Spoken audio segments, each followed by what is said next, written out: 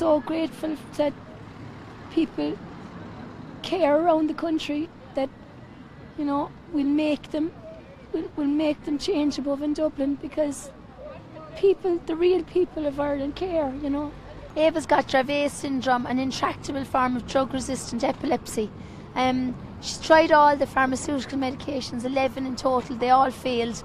She has, with this syndrome, up to 20 seizures a day. That would be the tonic-clonic seizures, the big ones. And since we started CBD oil, her condition has improved dramatically. But we are badly in need of the THC as well as the CBD to treat Ava's seizures. Yeah. Because people that use the THC with the CBD see further improvement in the control of the seizures. The difficulty is that THC is not legal over 0.02% in this country. Mm-hmm. So the consultants are not in a position to be able to prescribe it at the roughly 1 to 2% level that we need it.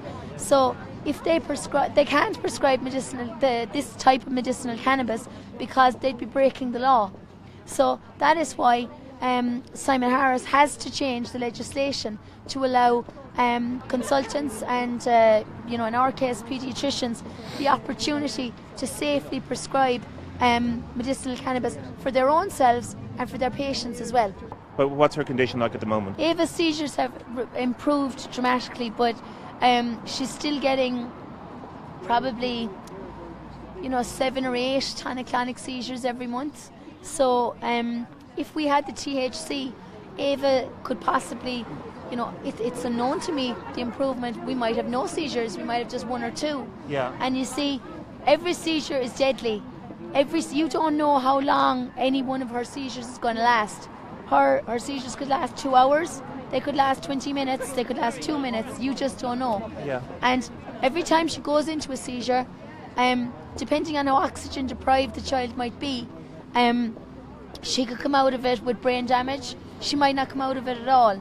And so it's crucial, it's so urgent that we get this further opportunity to reduce Ava's seizures, because her whole life is on the line. Let's put it this way, let's cut to the chase.